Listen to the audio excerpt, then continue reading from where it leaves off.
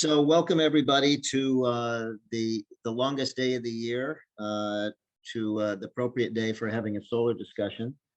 And it's being done by Lincoln's Green Energy Committee's CFREE subcommittee residential group.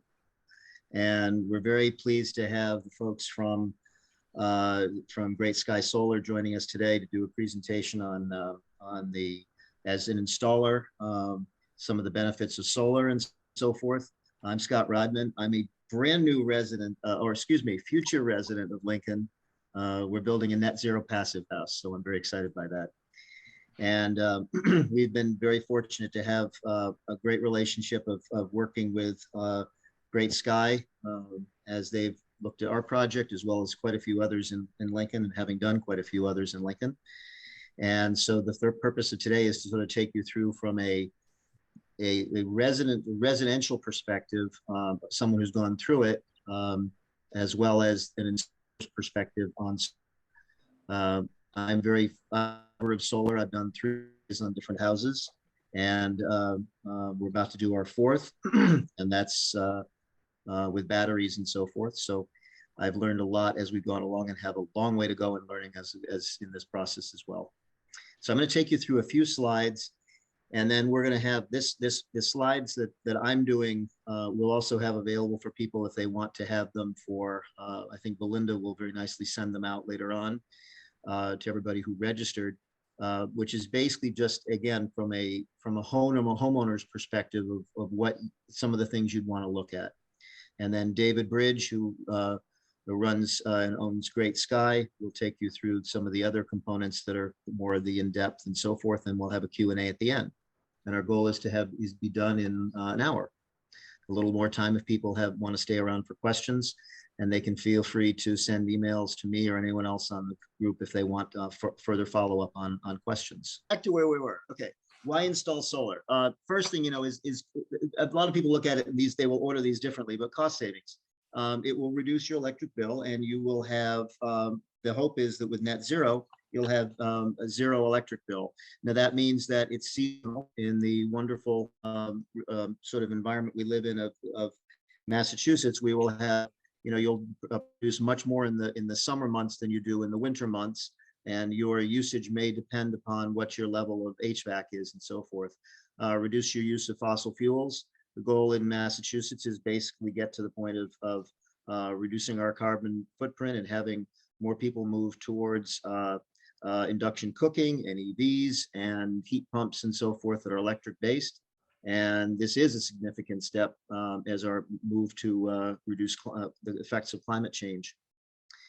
If you add a battery, that means you'll have energy security so that your house can basically be operating even when the power is down from the grid going down in those rare events. I have batteries in my house, and it's changed my perspective on the way I sort of look at the balancing, because my house basically for about 9 or 10 months of the year is off the grid. It really never touches it never requires power from the grid. The solar array should pay for itself in 6 to 8 years. David, would you say that's a fair characterization in the current market? I would put it closer to 7 to 9 years. Okay. Under good circumstances. Yeah. Okay.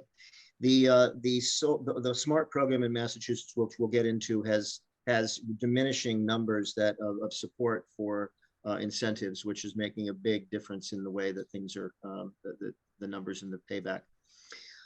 Solar arrays are expected to operate, for about 25 years or more. Some of the warranties are tied to that for the panels and so forth. And there will be diminishing sort of performance from them especially in later years, but this is they're pretty reliable for a long period of time. And it's a great time to add solar. It's still 26% federal tax credit and reducing to 22% in 23. We're hoping that Congress will see the light and get that either increased to 30% back in 2023, or at least not reduced to 22%. And there's currently what is a 15% Massachusetts tax credit, but it's capped at $1,000, which there's been a great legislative effort to get that the cap removed or at least increase dramatically, but no success so far. There's been success on quite a few other things with the Senate, but we all need to basically pressure our House representatives to improve their process. If you need a new roof before installation, adding solar allows for some tax credits. That's been reduced this year, but it's actually pretty good, and I believe it's 10% right now, David. Okay. Key factors for successful solar installation: your roof needs to be able to support the array structurally. An array should not be put on the roof that is basically nearing its end of life, and the goal is really replace the roof first. The azimuth and the direction it faces makes a difference. South is obviously a better location, and sorry about that. South is better, north is not good, east, west can work pretty well. The pitch of your roof makes a difference. Sorry about my phone. Pitch of the roof, but it doesn't, it's not a radical change in terms of whether you have perfect pitch or not, but for snow melt does make a difference. Consider where the snow will fall, driveways, sidewalks, and safety for people. And shading from trees and so forth is a major component of all of that. Trees, you know, there's a distance and so forth. I mean, David and team will talk about that a little further. Financial incentives, we talked about the two the federal tax credit in Massachusetts. There's also the Massachusetts SMART program, which David and team will talk about, and your cost savings on electricity. Right now, it's about 25 cents per kilowatt hour if you're on the Lincoln Choice program, and expected to increase each year. And that SMART program, I believe, comes up in the beginning of 2023 or 2024 for negotiation. It's actually, Lincoln's is, yeah, January of 2023, it comes up for negotiation. And the steps for planning for your solar array, you know, ask your friends and neighbors who've done it in the past, talk with the installers, do your own homework and learn. And one of the key elements is getting over what I call solar inertia, which I suffered from, which took me several years to do the first array. Once you get past that, you find it's one of the greatest things you made a decision on. Find a vendor you trust, who you feel comfortable working with. And one of the elements also is download your data as quickly as you can from Eversource for what your electrical usage has been, and find out what that, find out what your numbers look like, because that helps the installer as you get started on this. And consider other energy saving steps with insulation and so forth, and mass save as you're going through this process as well. Interview with installers, learn from what they and your neighbors tell you, make your decision. Sign a contract is important, because then they process of getting your incentives. Look at your financing methods, and enjoy your solar. And from there, we'll turn it over to David to go through his presentation. Well, thank you, Scott, and thank you for putting this group together. It's important, and hopefully the town of Lincoln can share the flame with their surrounding communities, and go forward with this. So we're Great Sky Solar. We're one of very many solar companies in Massachusetts. I believe there are about 300 solar companies of varying degrees, and we're just one of them. We're a local company. We were started in 2013. We run our company with customer-centric quality first. Everyone says that, we mean it, but yeah, so we really look after our customers, and we're focused on quality instead of growth. So we're going to be here in 20 years to continue reaping the benefits of hopefully our good reputation that we've spent 9 years so far creating. So yeah, Scott, thank you. That was a I appreciate your rundown that you just provided in your slide deck there. Ours is a little more less thorough, more casual, and it's meant to engage with an FAQ, or rather a Q&A.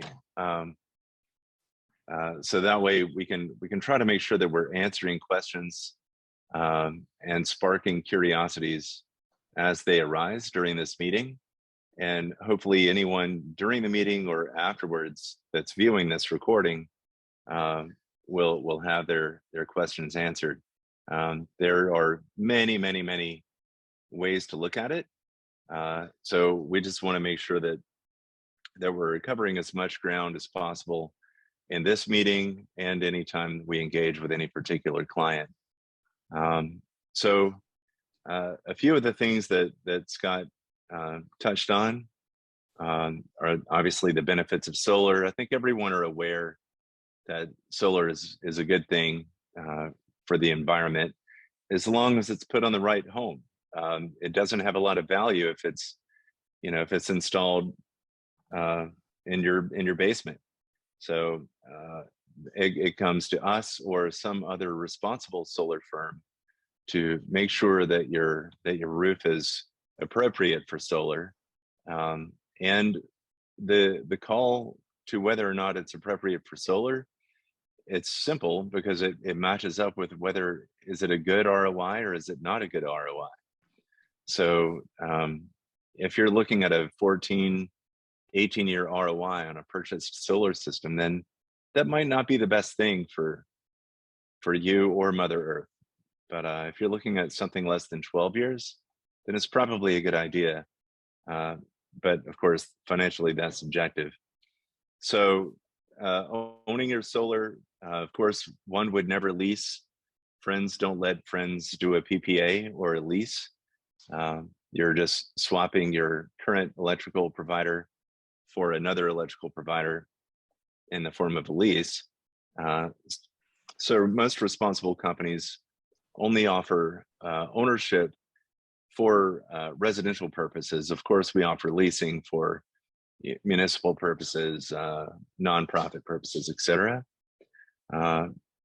And this is all about owning your electricity for the future rather than renting it. You're in a contract with Eversource right now ad infinitum. So this is about owning it. Offsetting your electricity bill.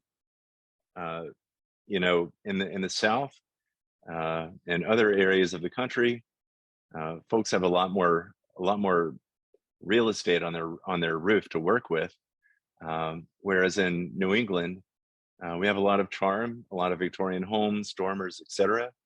So you may very well, it's fairly rare that you can offset 100% of your electrical need, but generally it's appreciated by folks that go solar, that they can offset as much as they can, even if it's only 15%, depending on the home.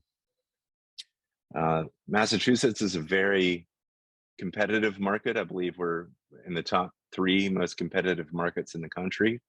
And the reason for that is Massachusetts put together some excellent incentives. The 2 main incentives are net metering and then the SMART program, or RECs. And so we'll talk a little about that further in a few minutes.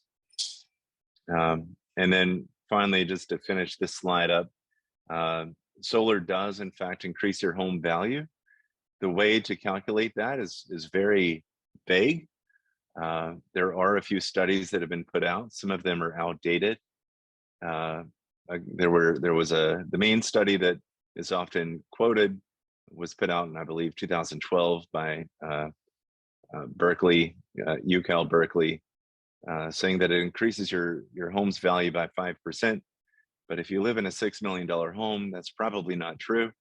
But basically, if you're living in a home and the home next door is a clone of it, the home with solar, of course, is going to sell for more because it has no electricity bill attached to it. And of course, this all comes down to being responsible citizens of this planet, and acknowledging that the world that we live in is run by money, and so it needs to have a good ROI. So those two things need to meet and intermingle, and thankfully in Massachusetts they do. So does anyone, can I prompt any questions from that first slide?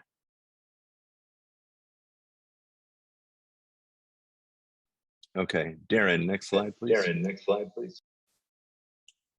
Oh, Veronica, did you have a question? I did. I know we're talking about roof installed solar. Do you have thoughts about, or maybe it's coming up later, about ground mounted solar and what that does to home as well, and kind of the benefits of that, if there are any? Absolutely. So we do a lot of ground mount solar, and typically folks will do ground mount solar when their roof either just doesn't have the space or capacity to fulfill that particular homeowner's needs for electricity. And they also do, in fact, have the appropriate land to apply for a ground mount, or not apply, but for ground mount solar to be appropriate for them. And so typically when we see a home that has high needs and low availability for roof space due to various reasons, the very next place we look is on the grounds, on the property for a ground mount solar. It's more expensive, but it does significantly increase the home value by an equal amount as roof solar, if not slightly more, depending on the aesthetics. And do you do the solar tracking? Is that a system that you provide as well? Or is that not good for this area? So that's a good question. And we do, any very good local reputation-based solar firm will advise you for what is best for your use case. There's a lot of tracking in Vermont if you make your way into Vermont very often. So there's a main company that provides solar installations in Vermont, and they're big fans of tracking systems. But frankly, we aren't, and the few other good companies that we share respect for in this marketplace, none of us really think that trackers are a great idea. So they only add a nominal amount of performance to your system, as in to the second decimal point annually in performance, but they add a lot of failure points to your system. And so solar arrays are typically, you'll see that they're warranted for 25 years. That doesn't mean they last for 25 years. That's just the universal standard for warranties. And they really don't give you a problem if you're installing the right equipment. Trackers are known to have relatively high failure rates. So I guess the short answer to that is we can, in fact, install solar trackers if a client prefers. It's not our first recommendation, kind of from a wannabe fiduciary standpoint. Mm-hmm. That's great. Thank you. You bet.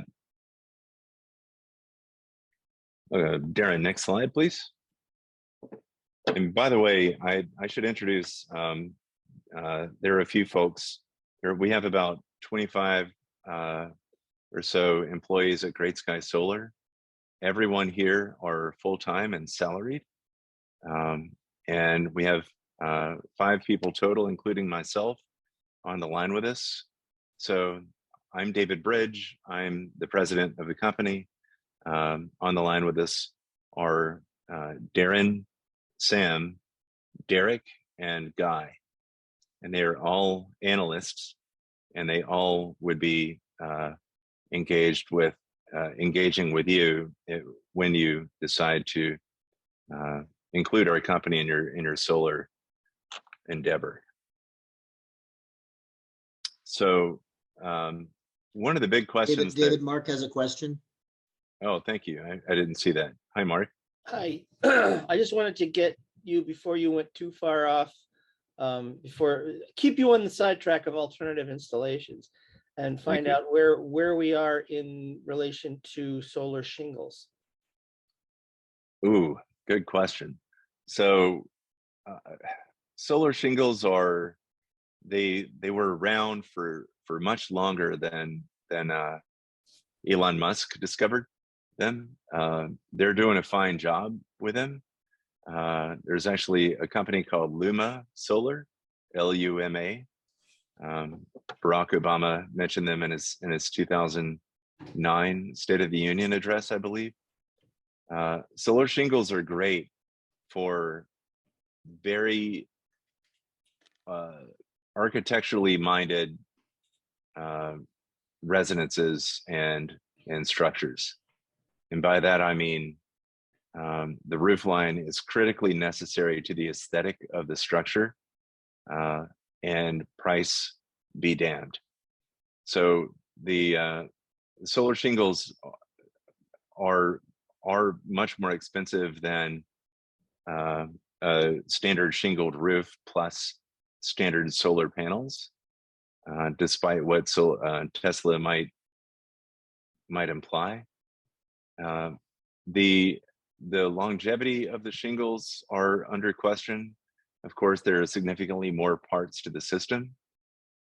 So we're partnered with Luma, and we're happy to engage a client with a solar shingle solution with Luma, or encourage someone to engage with Tesla about the same.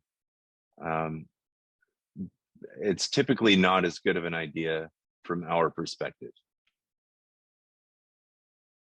Thank you. You bet. I'm not sure if that answered your question in full. So, well, I was looking for where they are technology-wise, and I had heard that there's a higher failure rate and whatnot.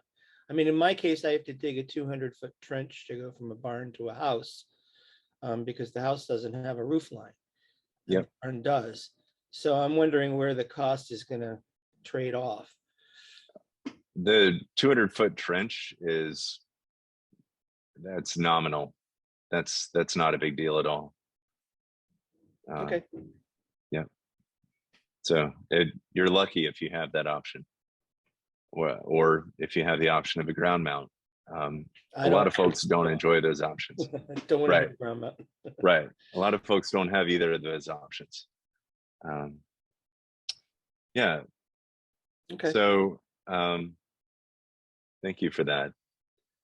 In this slide, again, all these slides are meant to engage a Q&A, so that anyone that's watching this recording after can hopefully have their questions that they didn't realize they were going to have answered by this.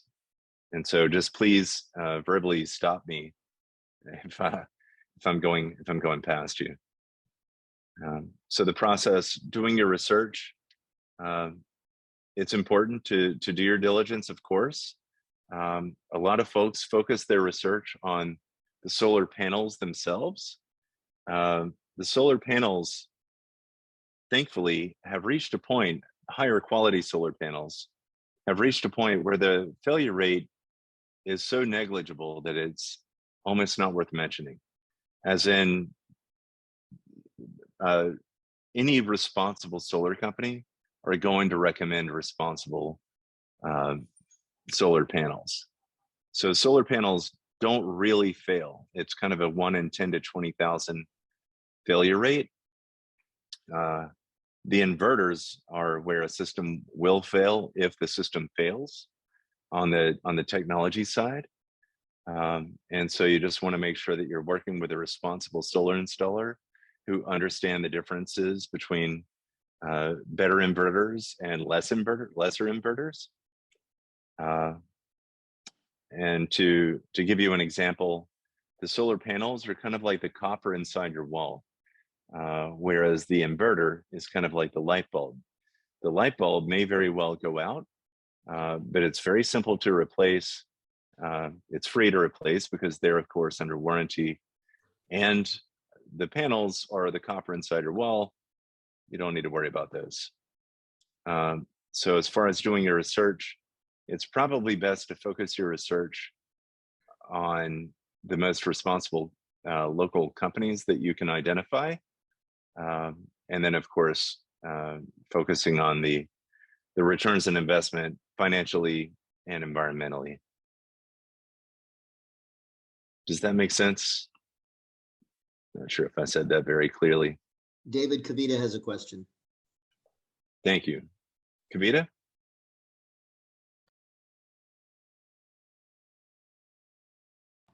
Kavita, you're muted.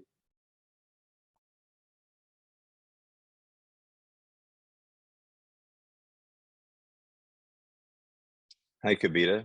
Are you muted?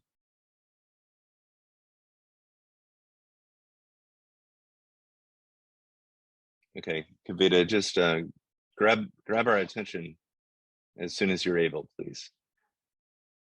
Again.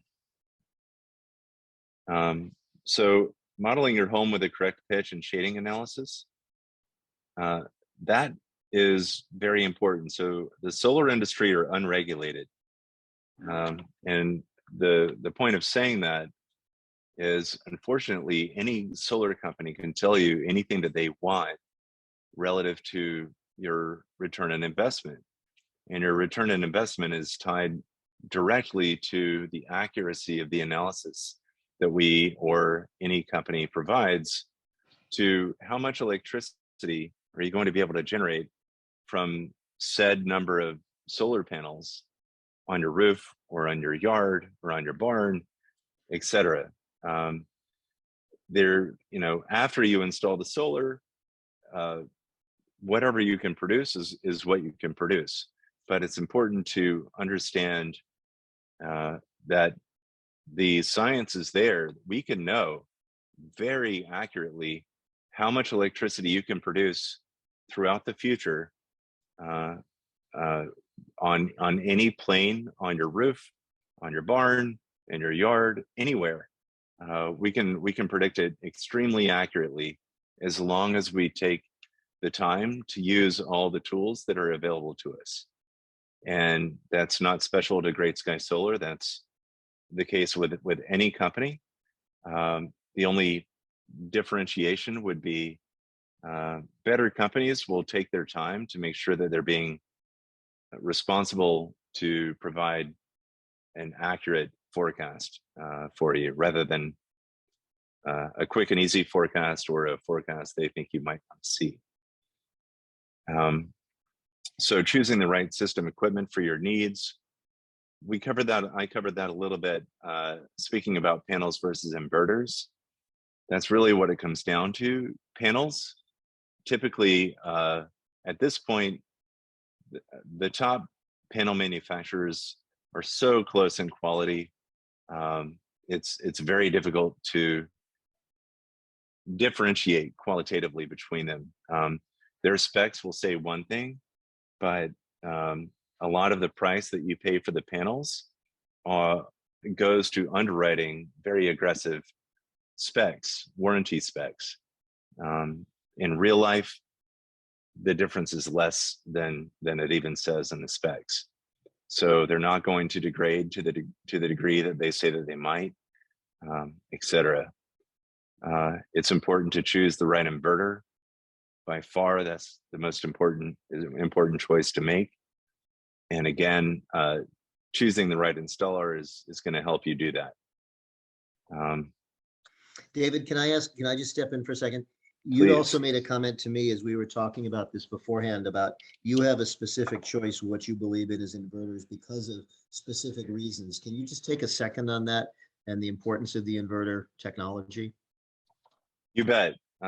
So we hold our own feet to the fire as best we can. We create bylaws for ourselves, et cetera. And so we have a service guarantee. And so we'll service your system for 10 years if there's a problem with it.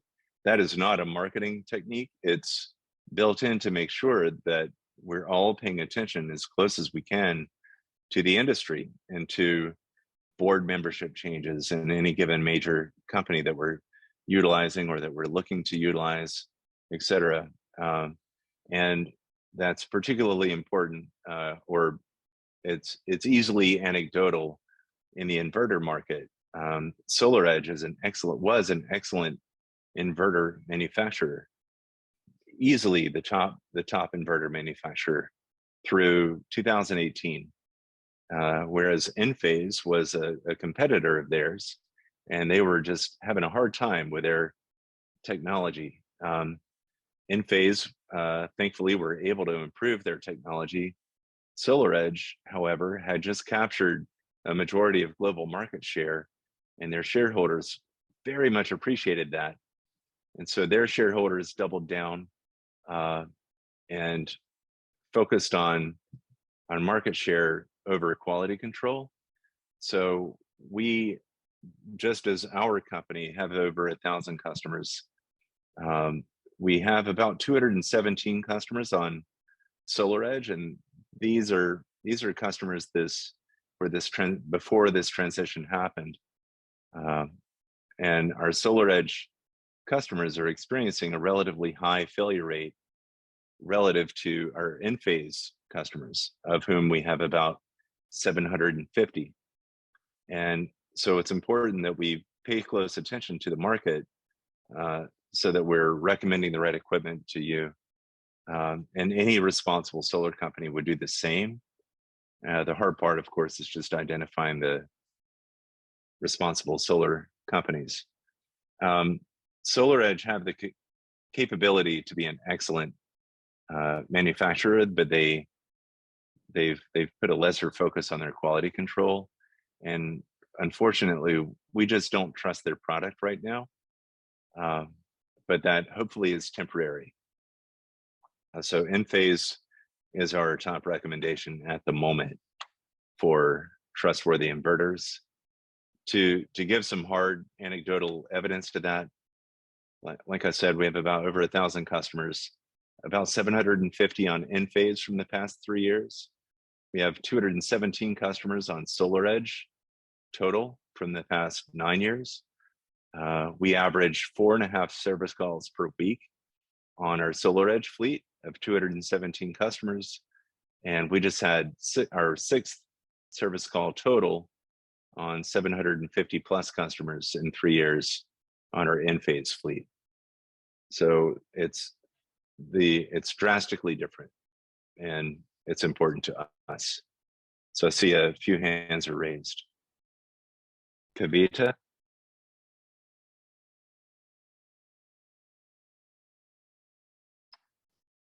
Hi, Kavita. We can't hear, I can't hear you. I'm not sure if you're muted. Try to go to Jeff. Yeah. Hi, Jeff. Hi there. You're talking about inverters. Are you making a distinction between inverters and microinverters? No. One could say that I am, but I'm not personally. They are two technologies, but it's not the two technologies, whether it's a central inverter or a string inverter with optimizers versus microinverters. It's not the technologies that differentiate the two. At this point, it's purely the quality control is our experience. That's a helpful remark. Thank you. You bet. Now, does Enphase make both? They do not that I'm aware of, no. I think that they only make microinverters. Okay. Yeah. They only make microinverters, right? Thank you. Thank you so much. Appreciate it. You bet. You bet. Thank you, Jeff. Kavita, have you found your unmute button? It's on the bottom left of your screen.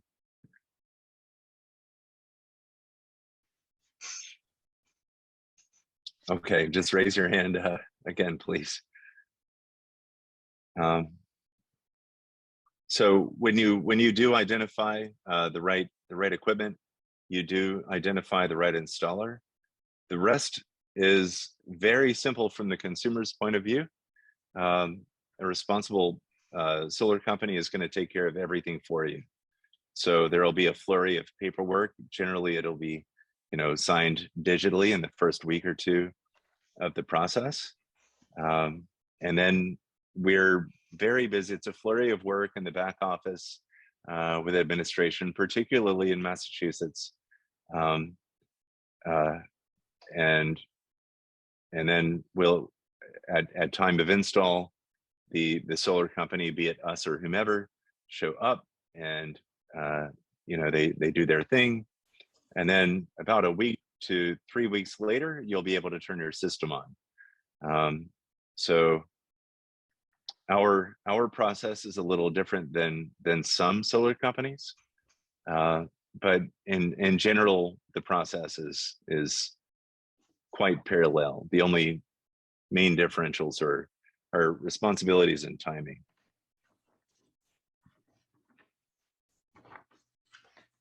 I have a question. Can I just ask?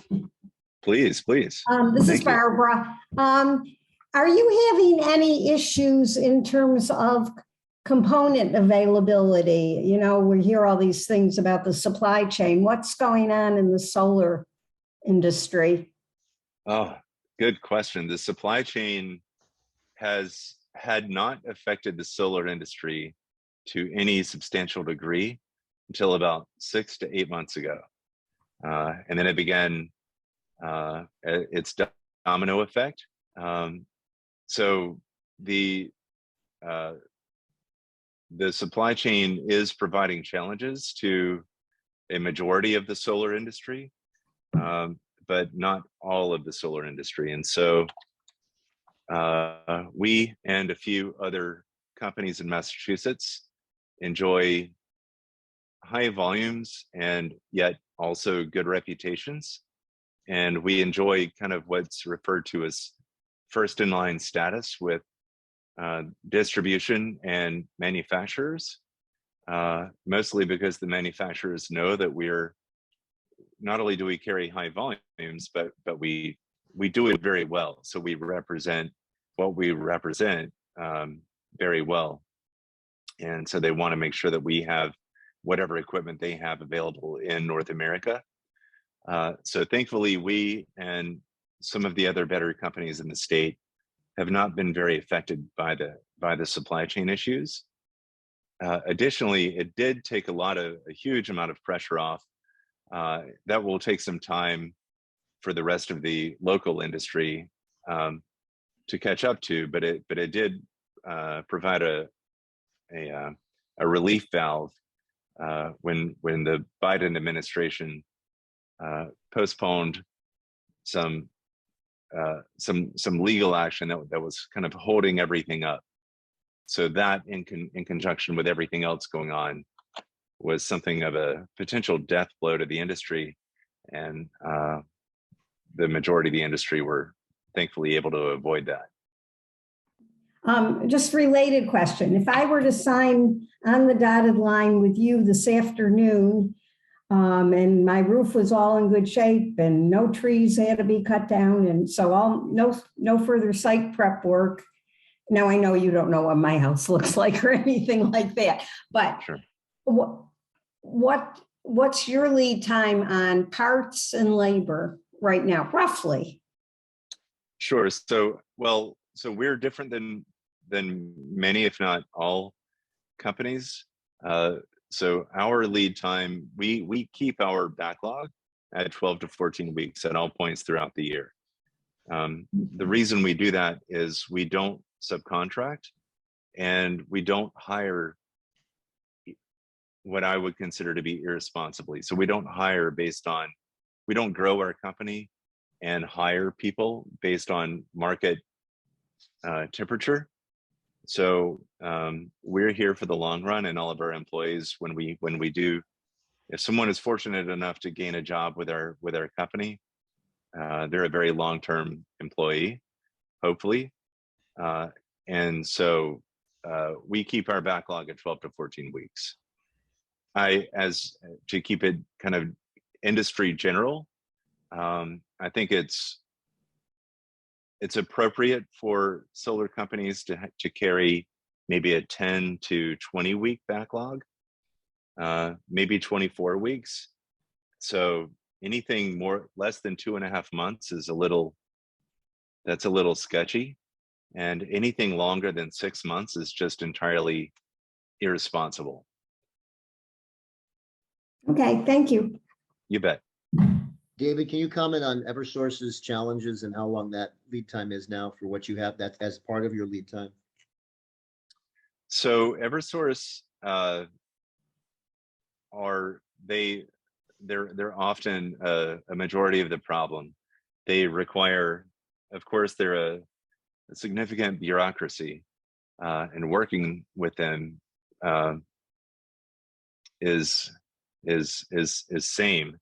And so that's what's going on in the background after you sign an agreement with us and before you're installed, is we are often engaged in hand-to-hand combat with Eversource or National Grid, or Unitil for that matter, as the case may be. But in fairness, Scott, they have gotten better. According to our project management division, they've improved over the past 5 weeks, and we're not sure if that's just they set in place new protocols or processes, or if maybe they're just being nicer to us in particular. Hopefully it's the former and not just the latter, although the latter would be flattering.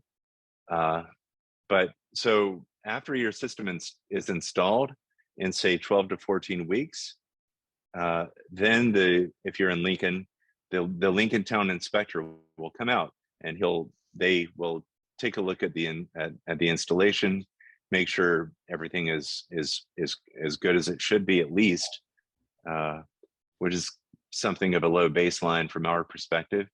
And then they'll sign off on it and say, this is good to go. And we let the utility know, Eversource, that we received the inspector's stamp, his approval. Okay, it's ready to go from Lincoln's standpoint. And now Eversource have to do their last diligence and basically just close out the administrative process in their books to allow you to receive what's referred to as PTO, which stands for permission to operate. That process is supposed to take 1 to 2 weeks for them. Over the years, it has varied from 1 week to 7 weeks. Of late, it's been closer to 1 week, thankfully. But of course, that has nothing to do with your solar company, with us or whoever you did choose as your solar company. It's purely Eversource. And so, but thankfully they seem to be tightening things up over there, and getting a little more responsive.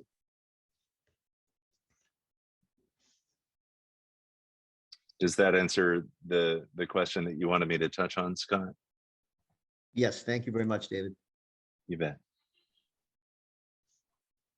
So I mentioned it before, net metering.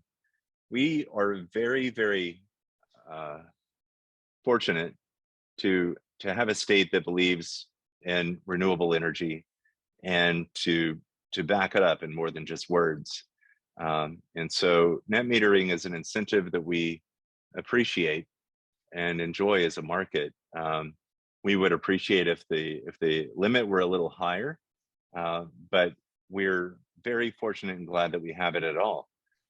And so net metering, if anyone doesn't understand what it means, which are most people at first,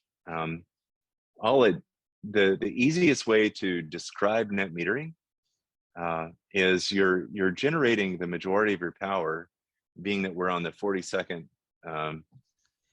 line of latitude. We're producing the majority of our power with solar in the summertime.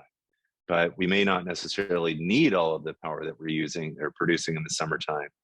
And so the quickest and kind of easiest way to visualize how net metering works or why it's important is just assume that the solar electricity is not really powering your home per se.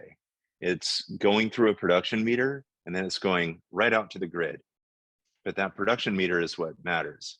And so electricity is something of a plasma anyway, but now that it's gone through the production meter, all parties, the homeowner, the solar installer, the utility, the state Department of Environmental Regulation, the Clean Energy Council, everyone knows how much power you produced last hour, yesterday, last year, etc. And that's how you can be remunerated for the power that you produce. That's how the utility knows what not to bill you for. And very importantly, since you produced that power, even if you didn't need to use that power when you produced it, it's still your power. And so net metering is just an acknowledgement that it's still your power. You just didn't need to use it right now. And so it's most easily understood as a credit that you can use at any other time within 3 years. So if you produce a lot of power in the summer, and let's say that you're on the vineyard for the summer and you have an electric home, you're going to need a lot of power in the wintertime. You can use the power that you generated in the summertime, none of which you used, to power the heat generated electrically in your home in the wintertime. Or even more exotic, you can use the power that you generated on your home. Let's say that you spend an entire year out of country. You can use the power that you generate from your home that is overproduction, meaning production that you didn't use in any given month. So you produce 1,000 kilowatt hours, but you only used 900 kilowatt hours. So you have 100 kilowatt hours left over. You can use that at any point in 3 years, anywhere in 3 years in your load zone. And your load zone is basically Eversource Metro West, which is an amorphous multi-county map that we can supply you with, but it's huge. So for instance, if you live in Newton and you also have a home in a small apartment in Brookline or Beacon Hill, you can apply your overproduction to your condo in Beacon Hill from your home in Newton or Lincoln, for that matter. So Darren, you brought up this example of annual production versus consumption. Do you want to speak to that briefly? Yeah, just, you kind of just touched on it, but this is just a great visual.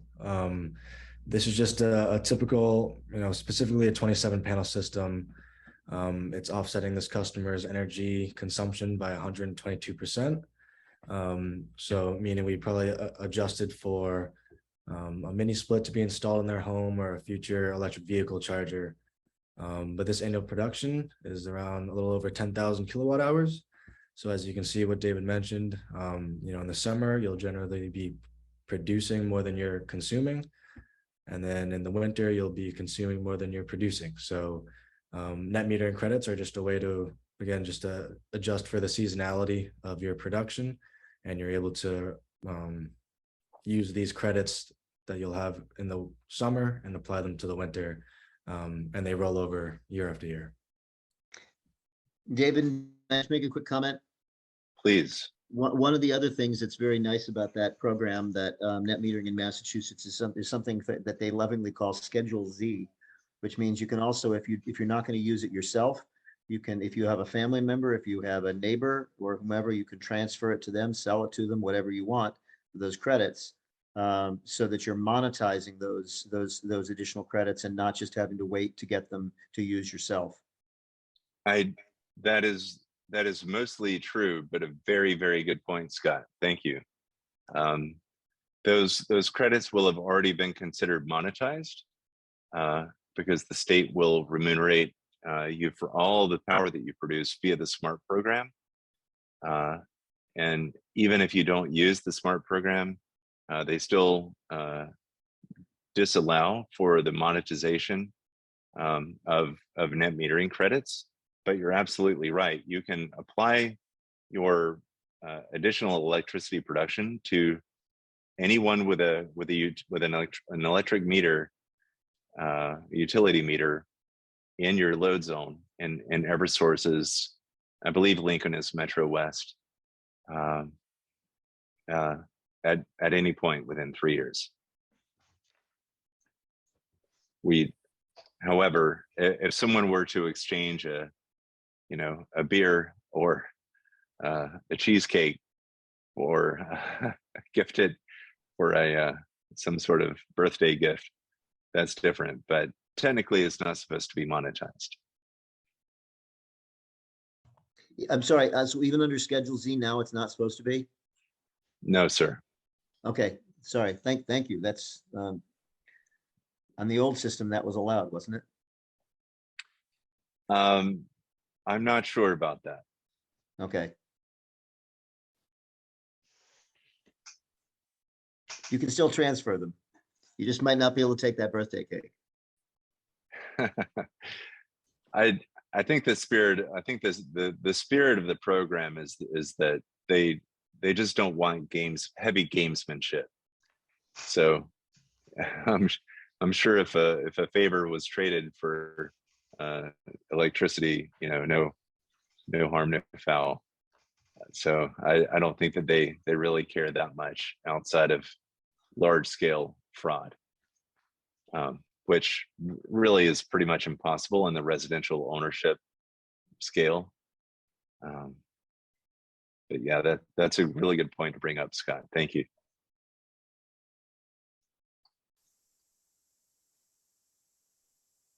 So the other incentives that we have. So well, before we go here, typically there are more questions about net metering than we received, unless Darren did. That was a very good presentation, Darren, on the graph, how to describe it. Does anyone feel like they're not entirely clear on net metering? Can you talk about how that works with SRECs, or if SRECs are still in play, and if that is what you were talking about? You bet, absolutely. So that's the next slide. So yep, you've got your finger right on the button. So SRECs are no longer a thing technically. Massachusetts, up to December of 2018, had a very strong SREC program. They decided to switch the SREC program to what's referred to as the SMART program.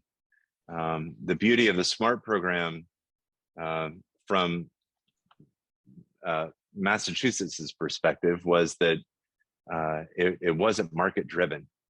And so they could guarantee your rate of remuneration, be it lower or less aggressive than SRECs. It was a known quantity. So every kilowatt hour would be remunerated at a given rate based on the block that you signed up with your solar company. And so block 1 was in January of 2019. Currently in Eversource, we're in block 7. And every time we step down in a block, which is based on a given volume, some 100 megawatts of solar is contracted, that utility is able to go into the next block and remunerate you at some percentage less. So as you can see in our example here, we're currently in block 7. The remunerative value is 0.431 cents per kilowatt hour that you produce. What that means is the utility literally sends you a check every month, or direct deposit if you sign up, for whatever it is you produce times that monetary amount. And so let's say you produce 1,000 kilowatt hours under block 7, you'll receive, what is that math? $4.31 I believe. So it's not a big check, but it's nice to get something back from the utility. David, I thought it was 4.3 cents now, wasn't it? It's 4.3 cents. My math might have been wrong there. Oh yeah, so it'd have been $43, right? Right. So yeah, still, you know, it's nothing to write home about, but it's nice to receive something back from the utility. So you're not only are you not paying for your electricity, you're being paid because you're the one that produced that electricity. So you're taking load off the grid and being paid accordingly. When we go to block 8 in Eversource will be a lot closer in value to what's referred to as the open class 1 rec market. So at that point, it will be debatable whether to sign up for block 8 or to participate in the class 1 rec market. The class 1 rec market does have variability. It's probably not going to go down too far, and it could potentially go up. And so that will be the question with our Eversource clients that we engage in with them once we get to block 8. David, can I just take a second there? The way that a number of folks have been looking at it and talking about this in the SMART project program is that if you're talking about 10,000 kilowatt hours per year, even at 4.3 cents, that's basically $430 a year times 10 years, $4,300 off the cost of your array. But that's also, the SMART is also taxable income, the way that they've now created it. The SRECs were supposedly taxable income also, but they were never 1099. That's right. That's right. And you're right. It's in aggregate at 10 years, the SMART program has a lot of value, but relative to the electricity savings, the net metering, and just, you know, the good that you're doing in general, we tend not to try to highlight that too much.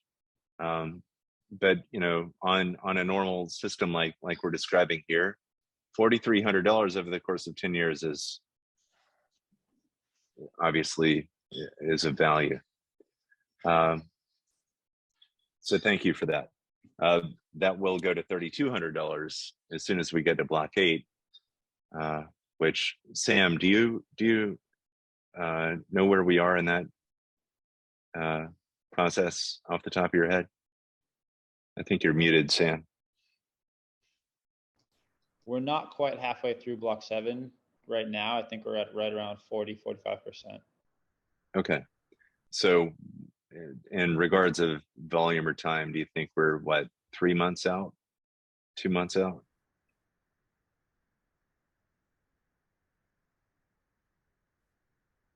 I would say 2 months safely. Okay. Okay. And then, of course, the next incentives, I think everyone, for the most part, are familiar with. Oh, Veronica just had a. Okay, thank you, Veronica. So the federal tax credit is a fairly known quantity. It was at 30%, and then it dropped to 26%. In January, it will drop to 22%.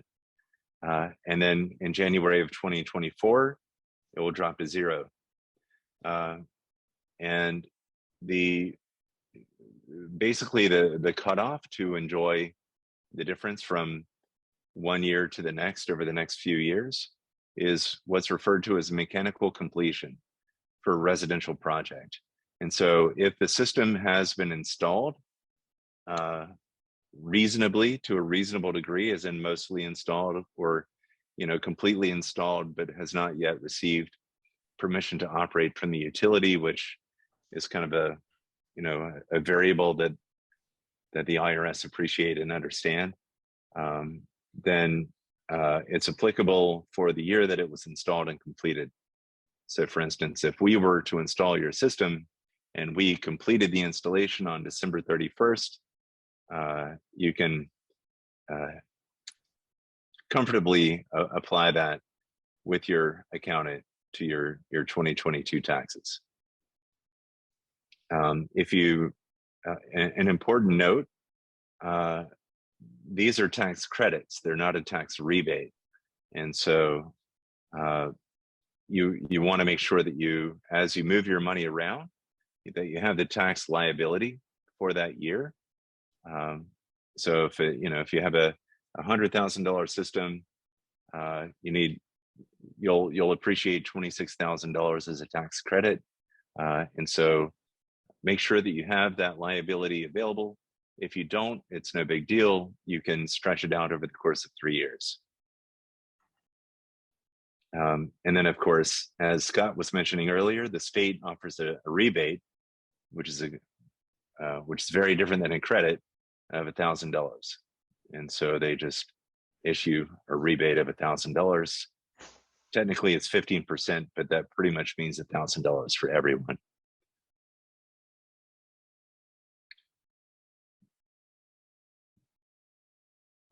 Oh, pro tips. Our favorite slide. So the point of this slide is just to help folks understand the solar industry varies widely in quality and intent. A lot of the industry are focused on kind of a very short-term business model, with reaping as many profits as is possible.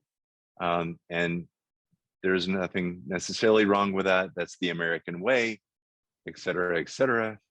But that doesn't necessarily mean that the end user, the consumer, is going to get the best product, of course. And so, if you've chosen the right equipment, the only thing that's going to get in between you and a successful solar endeavor is the human element. And so the best way to tell a good company from a bad company is, in my opinion, if a company is focused exclusively on their local reputation for their own existence, then clearly that's a good company.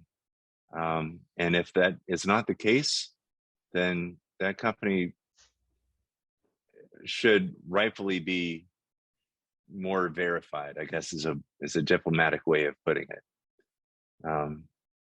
before fully trusting them with your install.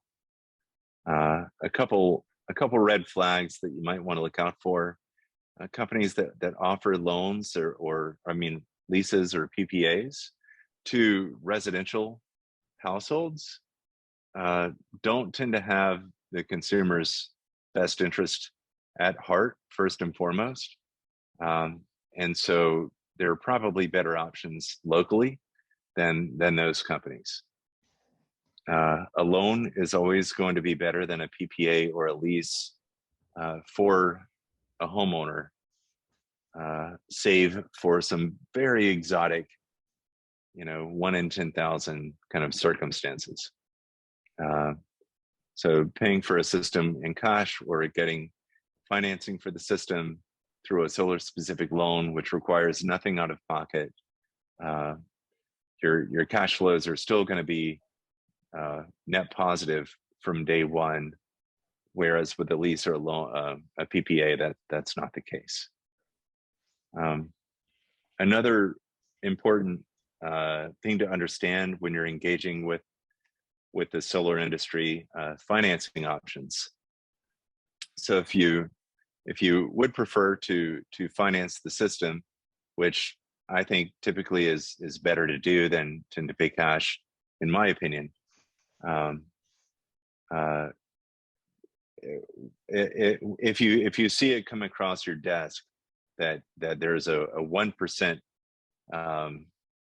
interest rate on a solar specific loan or some such nonsense, that just means that you're paying for all the risk up front in a less than transparent way. So basically, when you see those aggressive interest rates of 0% or 1% or 2%, that means you're going to be paying about 25 to 30% additional cost for the solar array.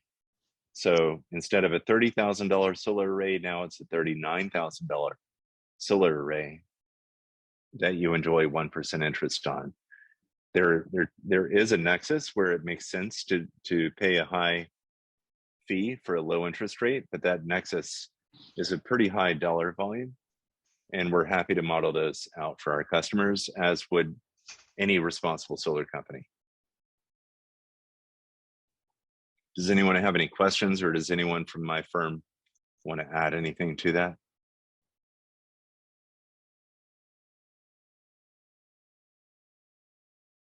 Okay.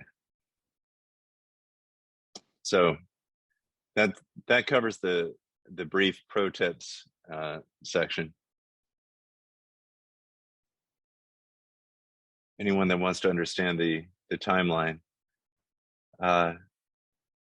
So the timeline is basically you engage with, well, so this is our timeline, but it should be any good high quality solar company's timeline in general. You're identifying your needs, you're seeking counsel and guidance from a trusted solar company. You're basically where we would be building out different scenarios for you that match your needs, so that you can understand the differences therein, and then make sure that you're signing up for the right size system. And so you're reviewing and finalizing your solar system parameters with your dedicated analyst at our company, or whichever company you may have chosen to use. At which point you would sign the agreement, say, let's go, let's green light, let's get this done. And then it's handed off to the project management team, who would introduce themselves to you. And you're well taken care of by them. And they are extremely busy. I would say that they have the highest and heaviest workload of anyone in our company, and that's probably true of any other company. The project management team are taking care of a lot of administration and bureaucracy on your behalf, so that you don't have to. And then finally, it's time for installation. Installation will typically take 1 to 4 days, depending on the size of the system. I'd say the average is 2 days. If you do happen to go with our company, you'll be extremely impressed with our installers. They're amazing human beings, as well as amazing and competent skill sets.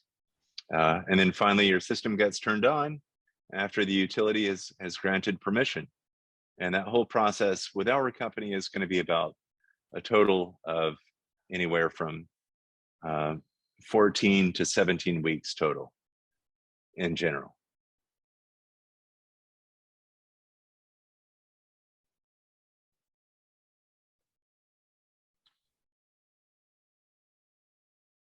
Okay. So does anyone have any questions about solar generally, about Great Sky, about the weather today? Great. Okay, so this, I think this is our last slide, and it just covered a few of the things that we're proud of our company about. David, So, thanks very much to you and to Darren, Sam, Derek, and Guy for doing this today. That was a huge help.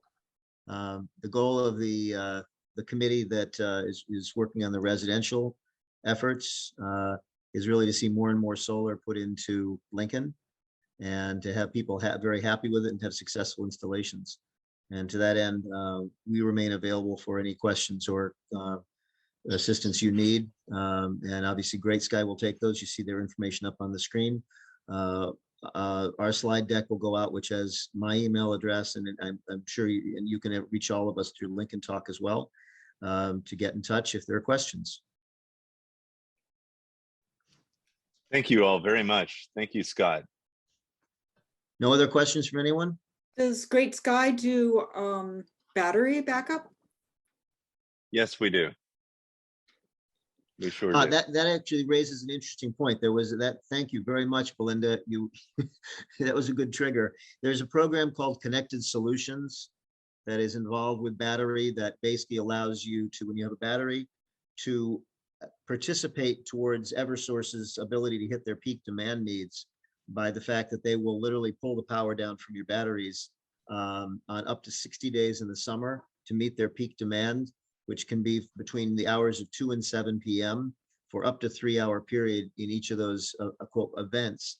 And they actually remunerate the homeowner who participates in that at a rate of, I believe it's $225 per average kilowatt with pulled out of the battery over the period of those 60 events.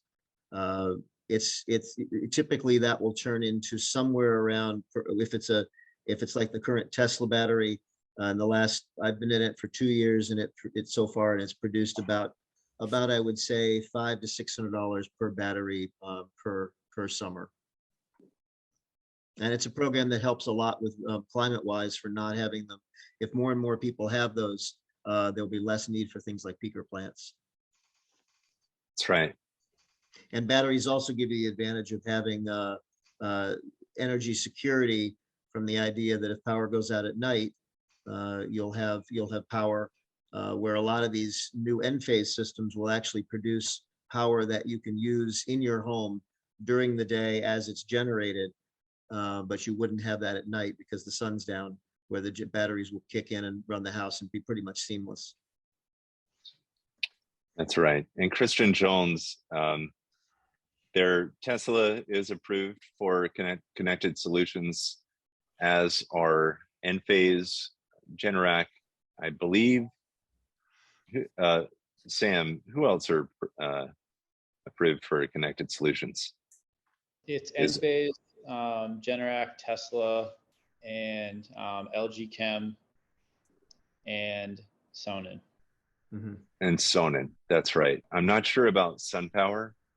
They either are or they're in process. They're not yet, but I have heard that they're in process. Okay.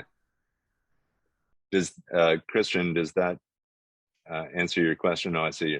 Our preference for battery, the battery, the failure point is the same as the solar panels. It's the inverter. Tesla is okay. We're not an Enphase fan club. We don't have any reason to be, but Enphase seem to have the best battery in the market because they have the best inverters on the market. Generac would have a great battery for the market if their inverter could work, which unfortunately it does not yet well, at least from our perspective that we can see. So we tend to recommend Enphase until there's something equal or even slightly lesser in quality. They all are pretty close in price. Tesla, you'll often see kind of wholesale pricing listed online, but that isn't necessarily what you're going to actually pay. So that's kind of for the stripped down battery version, uninstalled, etc. So most batteries the battery industry they're all very close in price. I have Tesla on the current house, and the Enphase is what we intend to use on the new house. It's a smarter battery for load management and so forth. And I found Enphase a nice company to deal with, where Tesla's sometimes slightly challenging. It's nicely put. Well, thank you. Thanks to everybody who participated today. I hope this was helpful.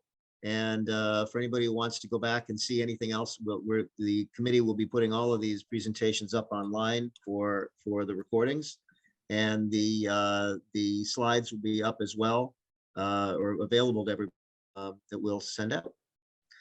So thank you very much, and enjoy the longest day of the year. Thank you Thanks, very much. Take care, everybody. Thanks, Scott.